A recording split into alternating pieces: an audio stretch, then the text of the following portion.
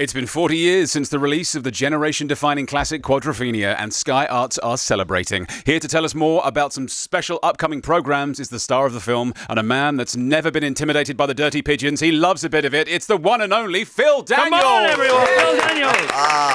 All right, Phil. Yes, thank you. How's it going? Good. Okay, Good. How excited should we be about this whole Quadrophenia 40th anniversary on Sky Arts? I think very. Very excited, really, yes. Okay. You'll see us all talking about all those years ago, and we're all still alive. All of you? Well, you know, Michael Elphick's gone, God rest his soul, and a few others, but all the gang are still alive, yeah. It's one of those movies that can either make or break the future career of anybody that's in it, because it was such a signature movie of its time. How did you fare before, during, and afterwards?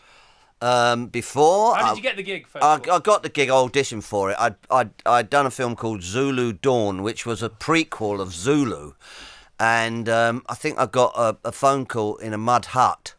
That Bob Hoskins had a phone in a mud hut, and I got a phone call saying... Hang on, just pause.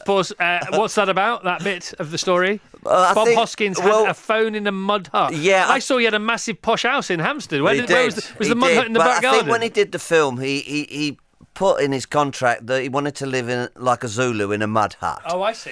So he did, but had a phone in it, which I suppose not many Zulus have phones in mud huts. But yeah, I got a call on that saying, you know, they were making the film, and would I, you know, when I come back, do an audition. So I did. What were the pre-rumblings about it? I mean, did you have any idea it was going to be, you know, was the script in great demand? Was the director hot at the time? What was it like beforehand? No, the director was, he'd done lots of documentaries. He did a documentary called Dummy. His name's Frank Rodham. Right.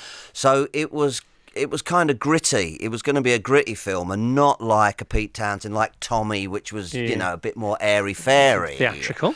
Theatrical, that's the word we're looking for, isn't it? Okay, and this table reading, okay? Yes. That's so there's a documentary tomorrow. This is fantastic. It's going to be a gorgeous weekend. The nights are drawing in, so about 6:30 when this all begins, it's going to be dusk. The sun's going to be going down. Yes. We've had a great Saturday, and who doesn't want to sit in the company of you lot for 7 hours, by the way? So the Bradley Wiggins. Yeah, so he's on the next night, isn't he? So the documentary. So there's the documentary which you're part of, and then there's table reading and there's film. So the table reading with the many members of the original cast. Yes. Where did that happen? What was it like? Did you stick around for afters? And what else can you tell us that you really shouldn't? Lauren Laverne was our host that night, and brilliant. And we read bits of the script, which was kind of a bit dated when you read it. I mean, and in the film we improvised a lot in the film, so a lot of the scenes weren't scripted at all. But it was fun sitting around reading bits of the script, and mainly chatting with each other and having a laugh and remembering anecdotes of when we were doing the film, which I can't remember as much as some of the others. It's interesting, that, isn't it? And did you get on whilst making the film as a gang? We did indeed. What completely? Well, yeah. unanimously? I mean, we had, because we were cheap. I think they sort of had 3 weeks beforehand where we all met up and hired motorbikes and all went off together, got drunk together, did things together. Okay, and what happened after the table reading? Please don't tell me you all went home, went your separate ways. I don't want to know. Everybody got absolutely hammered. Yes! No, you're probably lying, but it's just what I want to hear. I know. Did anybody go anywhere for any cold beverages afterwards together at all? We all stayed up all night. Honestly? We all got in our limos and went off to the country to our piles. What's the truth? Phil Daniels, everybody. Come on, let's hear it for Phil.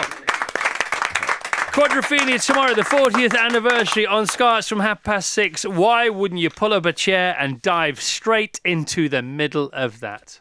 The Chris Evans Breakfast Show with Sky.